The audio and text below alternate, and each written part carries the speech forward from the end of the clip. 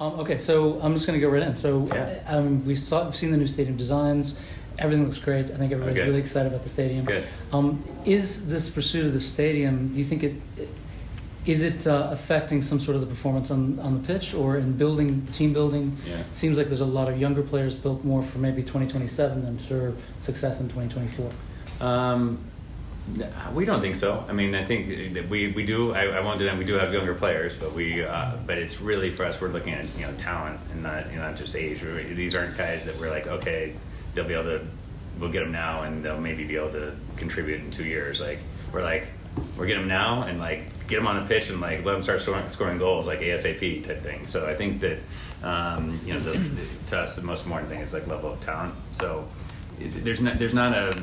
It's a good question. I can see kind of maybe a potential connection of saying hey, let's get guys now and with the focus of winning a championship in 27. I think I think it's twofold. I think really what we want to do is get a core group of guys to let's just get more talent. We know we need more attacking talent. That was a big focus the last two windows. So get more talent, more attacking talent, almost regardless of kind of age. It's finding the best players, and that's been kind of an opportunity. It's been a trend you've seen around the league that players have been skewing younger, especially the U22 initiative, and that's a whole driver for that initiative. And we've been taking advantage of that as much or more than any other team in the league, I think. So we've been always full, and maybe over full with the U22 guys because we think that's a great way to get players that can impact, can impact immediately. So, yeah, I think the goal right now was to have a team that we felt like was going to be drastically improved. From team at the start of the 24 season is going to be drastically improved from the team that we had at the start of the 23 season, and that we would have a team that could compete this year, and be a minimum playoff team, and hopefully be in a position that come playoff time to compete with anybody, but that we have this kind of core and being able to have kind of a core group that we could see grow over time. And that's kind of what we saw with our group that won in 21 and almost won again in 22. A lot of those guys came in kind of 18 and 19 came to the club, and over a similar window, kind of a core group that grew together. But even in 19, I mean, we were competing, and we felt every year 19, 20 that we could compete, and we were right there and could compete for titles. But ultimately, as they continue to grow together, we were able to win in 21 and almost again in 22. And so it's how do we do both near term and long term simultaneously, I guess. Can I just follow up really quickly on that? Because you mentioned that team that won. Yeah. There was a good mix of veteran talent that had been there for a while and older players that would actually serve as an example for the younger players. Is that something that the team is looking at bringing in for these? Since the team is so young, are we looking at maybe a summer veteran signing or coming in like that?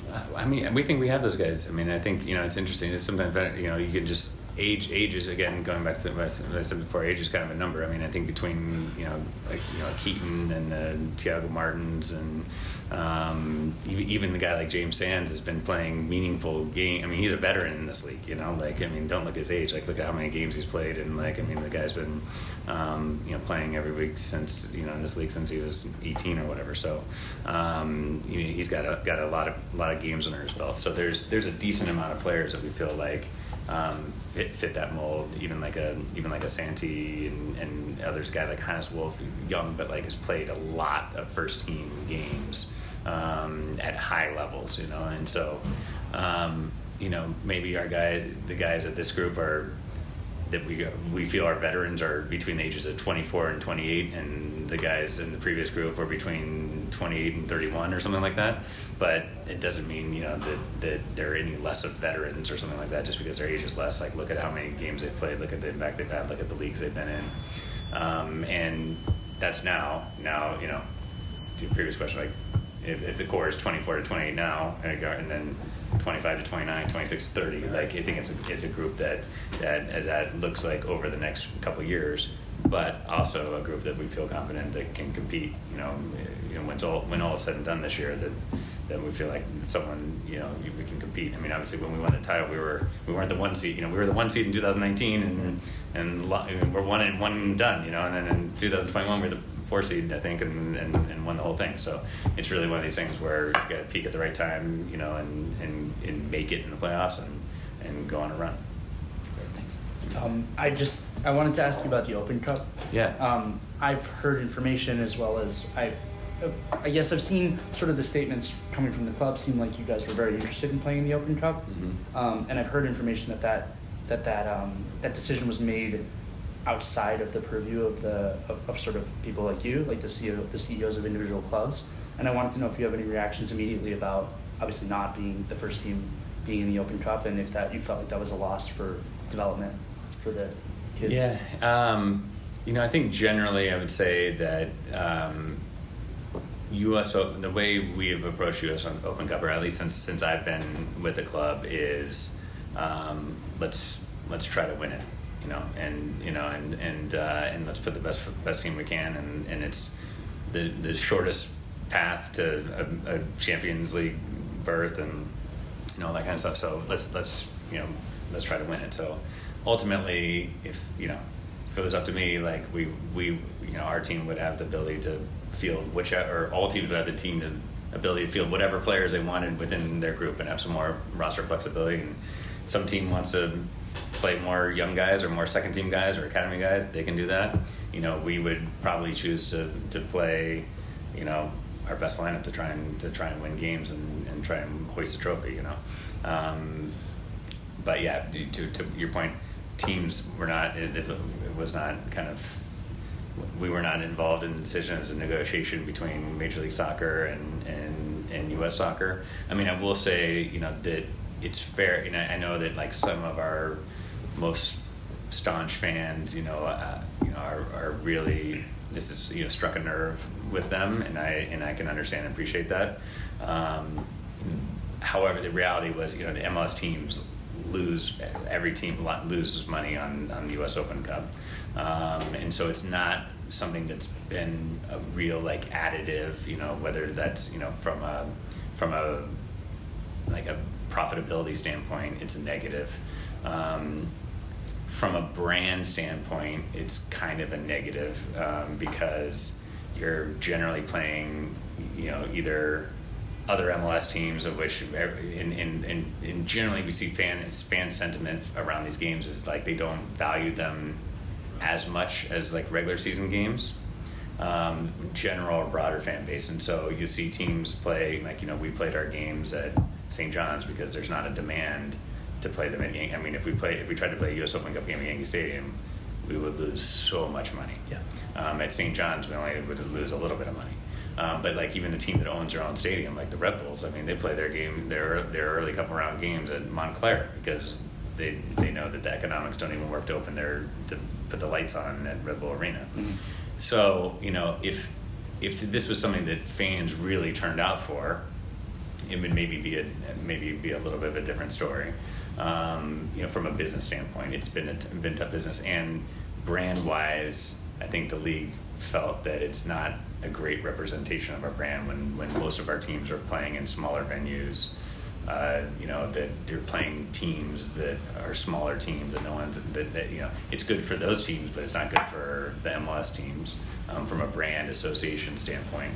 So it's just been kind of a system I think the league has felt has been broken, and they're trying to figure out a solution to make it better for everyone. And so I think everyone would agree that like what ultimately was agreed on for 24 is suboptimal. I think U.S. Soccer would say that, MLS would say that, the MLS teams would say that. I'm saying that it's suboptimal, and it's only a 1-year thing, and they're still working together to try and figure out a better solution for the future, and hopefully that solution will involve us being able to field our first team in 2025, and if that's the case, we're going to try and win the tournament. I will say that on the flip side, and I'm also kind of a generally a glass half full kind of guy. Mm-hmm. As I approach life, it's like we've been kind of bummed out, last year and whatever, not being able to enter NYCFC 2 into this tournament, because those guys will really benefit from playing in a tournament like this. You know, they're in playing with competition from other leagues that are, you know, maybe closer to their level of play, whether it's USL Championship or USL League One, other leagues and stuff like that. Giving them a chance to play in, you know, meaningful knockout competition games, which they don't really get a chance to do other than, you know, MLS Next Pro playoffs and stuff like that. And these are young players that we want to develop that hopefully will be with our first team, that will hopefully be playing in meaningful knockout games in other tournaments as a first team player. So from that standpoint, I'm happy that we're going to have some of our young talent get a chance to play in the tournament that they wouldn't have otherwise. I would love if we could enter our first team and our second team separately in the tournaments and somehow be in division and never be paired up with one another or something like that, and like let them all, you know, let the second team have that experience. But you know, that's not going to be the case. But on the bright side, I think that's going to be a good experience for them this year, and then hopefully U.S. Soccer and MLS will come to, you know, a good agreement to make the tournament, you know, a better experience for everybody, you know, starting next year and going forward. Great. And I just have a very specific roster question, and Sure. understandable if you can't answer it. Jovan, Julian, and Ojeda are all under 22 players, and Burkar was also an under 22 player, and I just wanted to know if he was the one that was brought down. I don't. Yeah. Okay. So Burkar was the one that was brought down. He's a cap player now. Great. Thank you. All right. So, speaking about the stadium, you know, it's here. What's the plan? What's the team's plan to? I know it's New York City Football Club, but the area is going to be Queens. Any sort of like target as to how to incorporate the community around the stadium from here on going forward?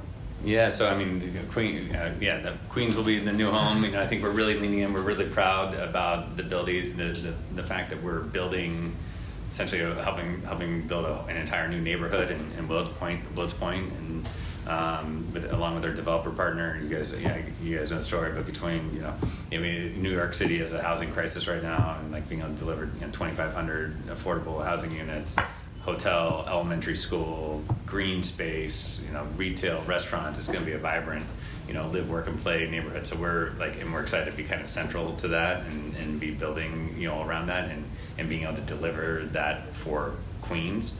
And so we've been working super closely with, you know, everyone from, you know, the community boards to you know, the Queensborough president, and obviously Councilmember Moya, who's been central to you know, the stadium plan, and you know, that it's very, you know, a lot of Queens focus, investment in the Queens from our CITC, from our foundation standpoint.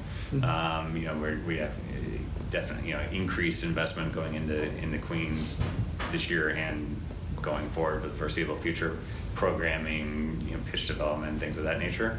You know, I think you'll see like Queens elements, you know, into the stadium, whether it's food and beverage and other things. Like that's going to be a huge piece of it. So definitely, like, there's a Queens focus, but we are, you know, we're not changing our team. You know, we went through a brand refresh today, and you know, we're back to the future, I guess, or whatever. You know, New York City FC. I have to put $1 in the swear jar if I refer to it as NYCFC. You know, going forward. But you know, it's not. We're not Queens FC. We're New York City FC. We're you know, inclusive of, you know, we're for the whole 5 boroughs and beyond. But there is, you know, a lot that we're doing and investing in the Queens as part of that being our new home. Right. Just a quick follow-up.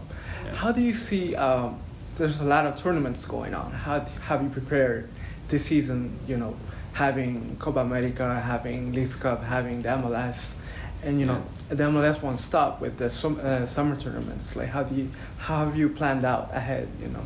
Yeah, good question. I mean, we don't, you know, this is one of the things, we don't really, you know, recruit players or plan based on like, oh, you know, are you going to make a national team or not? Because we'll be shorthanded during the winter. I mean, it's just like, let's get the best players, you know, we can. I think, you know, last year we had very minimal departures during international windows. I think this year we'll have more, which is a bummer in some ways, and makes it tougher for us. In other ways, it also means that you've got players that are playing at a high level, that their national teams are interested in calling them up and having them play in international duties. So there's no specific strategy around, okay, like what kind of players are we getting, because we have, you know, they might be playing in Copa America, and that means that we'll lose them. You know, like obviously like Miami will, you know, probably lose Messi for whatever, 6 weeks or whatever, you know, and, you know, I'm not sad one bit about that, but, you know, but I think, you know, for us, I think it's, you know, that's not even a consideration. We're like, let's build the best team we possibly can build, and we will put the best 11 out and the best, you know, the best bench we have out every single week, and try to win every game we can. Chris, do you have a question? Of course. Can you hear anything? Your facial expression hasn't changed one bit. I try to cut a joke. You like don't even. Nothing happens. You're like in the zone. Just been listening intently. Okay. So kind of a follow-on to Juan Carlos's first question. I know the updated renderings came out earlier today, or at least it was provided to us, and the video of the cube is really cool and it's unique. But a lot of the feedback when the first stadium renderings came out across the league was that the stadium looked, you know, a lot like other previous MLS stadiums. And I know the architecture firm is the same from a few others, but you know, how is the club going to look to make this stadium New York? You know, how is that going to, you know, in terms of when you're in the stadium, you know that you are at NYCFC and not just an MLS stadium.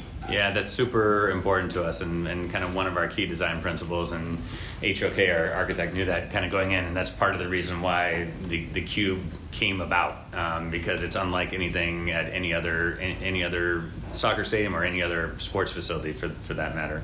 So that was a huge piece of it. But like, it kind of cracks me up, Chris, because I hear that all the time. People are like, oh, like, please don't make your stadium look like every other stadium. And I'm just like, guys, like, you realize that, I mean, there's really like only two designs for soccer stadiums. Like, it's either an oval or a rectangle. Like, I mean, it's either like a rectangle with four stands, or it's a continuous bowl. Like, it's like, and then you can like variation off that. But like, if you look, and our architect, when they came down there, like, here's every soccer stadium, and because we're like, that was the first thing, it can't be exactly like every other one.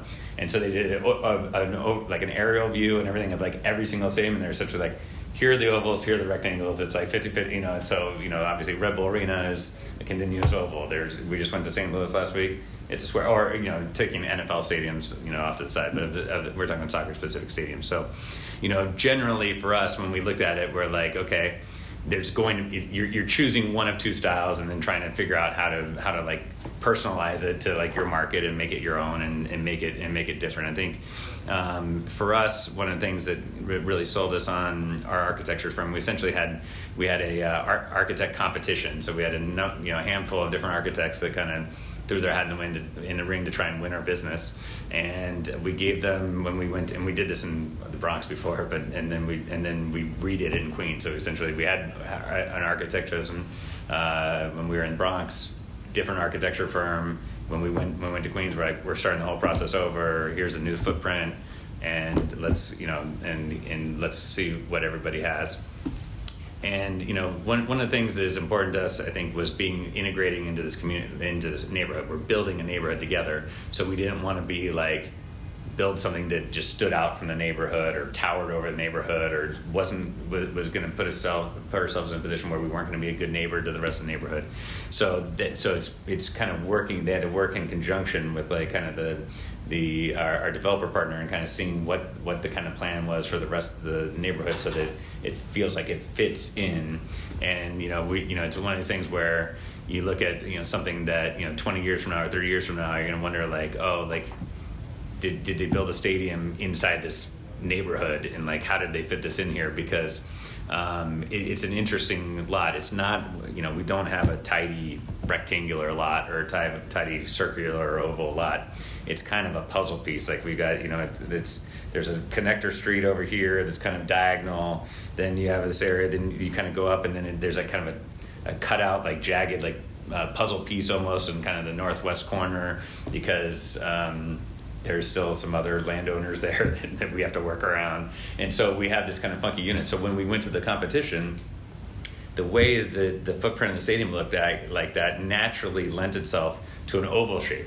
So all the other firms, when they came back with their conceptual design, had to, instead of using the normal north-south orientation, which is preferred from the league for how the sun goes and like just generally that's the preferred area, the preferred direction. They all angled, I wouldn't say 45 degrees, but like, I don't know, probably 30 degrees or something like that to the right, and drew them as ovals because that maximized our footprint. But we felt a couple things. One,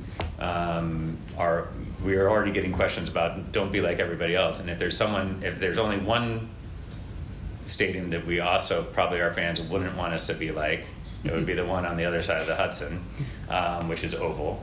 And so everyone drove an oval. And the other thing is it really felt like one of these things where you're like dropping a spaceship into a neighborhood that is like, like it's an oval thing, and it didn't really kind of connect with the Bristol neighborhood. HOK is the only one who drew a north-south designation, which everyone else thought was like going to be impossible. But the only way to do that was essentially you cut off a corner, and on the northwest corner and the southeast corner are kind of diagonal. Now we'll do a roof that makes the building look like it's rectangular, but it's not really. Like when you're inside the roof, there's like I said, the two corners are diagonal.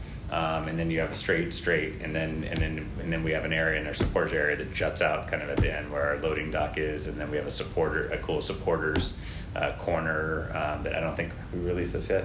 I started talking about stuff that we're keeping in our back pocket. Which part? Supporters corner. Anyways, Not you didn't hear that.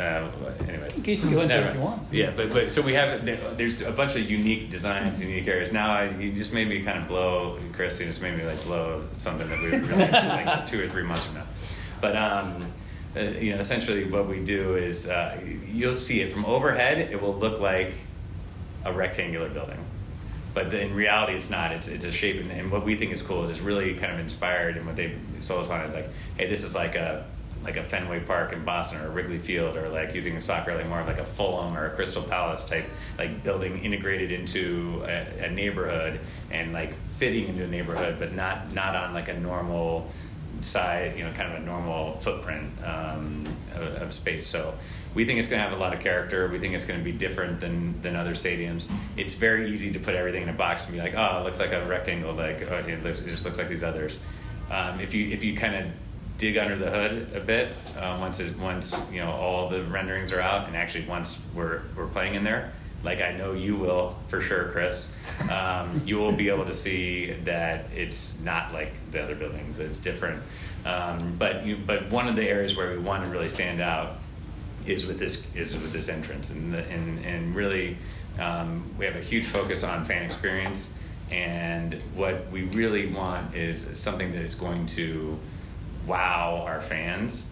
I can't tell you, I've been to I think almost every stadium in the MLS at this point. I mean, I'm maybe missing 1 or 2 at this point.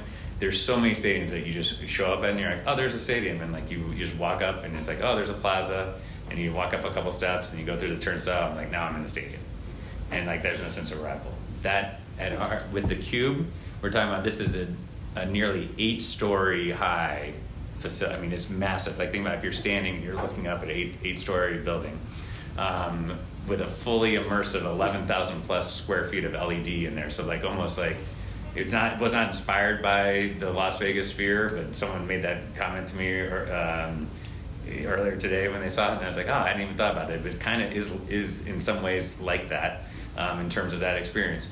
But this is visible. We know that a ton of our fans are going to come from the 7 train, from LIRR. They're going to park in the south lots, but you get off the subway, even from the subway, and you'll be hundreds of yards away, and you'll be like, holy crap, like, I mean, this thing is going to be massive, and the sense of arrival. So the anticipation is you get closer and closer and closer, and it's bigger and bigger and bigger, and the immersive nature of that LED, where there's no sense of arrival like that anywhere in MLS, and I haven't seen it anywhere in any arena. I've been to every NBA arena. I'm pretty sure I've been to every NBA arena.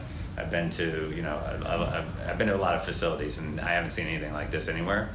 So we're really excited about it, and that's going to be, we think, a statement piece of where people are like, this is New York, this is what we're about. We know where the New York City FC's stadium is. No other stadiums like this. There's a lot of other components that will be like that, but I hope when people really dig in under the hood, they'll understand that and see that the stadium is not like every other stadium. That's right. We've got time for just one more, I'm afraid. Paper, rock, scissors.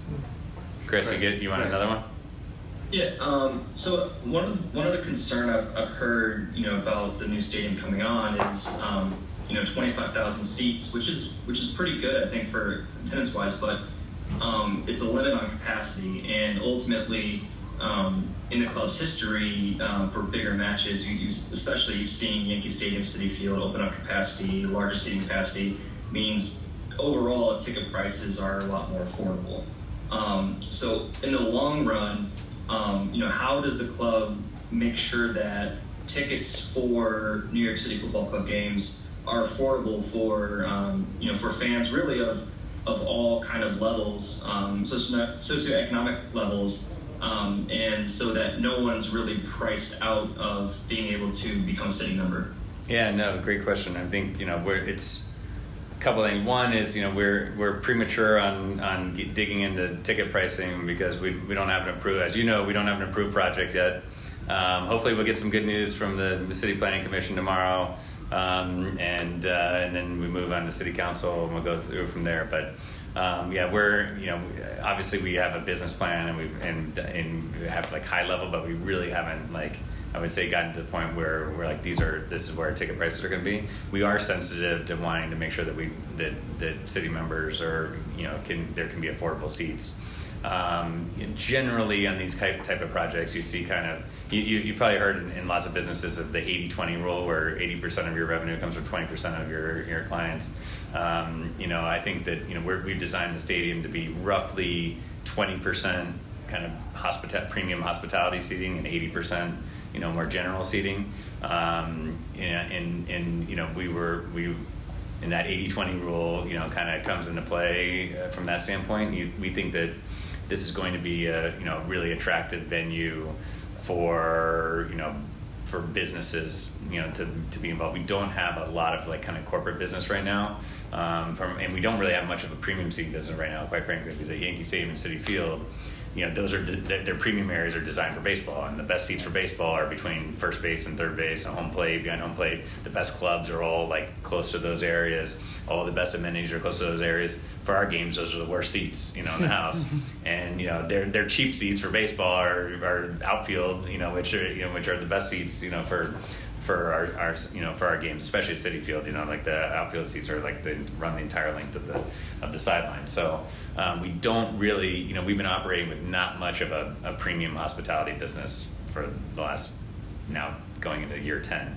And we anticipate that there's going, especially with all the excitement around, we talked about before, all the excitement around where the sport is heading and everything that's happening over the next few years. We anticipate there to be significant demand for those kind of products from new fans and new buyers. And for us, we really think that being able to drive the necessary revenue from, and you also mentioned earlier, sponsorship, whether sponsorship and kind of in premium hospitality seating, that will ultimately allow us to be able to keep the other 20,000 seats that are non-premium, non-hospitality, but that are going to be fantastic seats. And I don't think people have a great appreciation for how good the experience is going to be from any seat in the house. I mean, every time I go to any other stadium, any other soccer specific stadium, I walk the whole building. You go into different, in the upper level. You walk on Sam and I walked around St. Louis for a while, pre-game, in every section, every area. And I mean, it's the worst seats in the house are great. They are so good, even in these buildings. And that's what it's going to be in our building. But for us to be able to get in a point where we're able to kind of have this 80-20 rule, and it would allow us to make sure that we have affordable seats for, like you said, Chris, people of all different kind of socioeconomic backgrounds. So that's something we're sensitive to. It's something when ultimately we come up with ticket plans and go on sale, that's something that we have in mind and we understand is an important piece. On the front end, though, we think that we're going to be a really attractive product.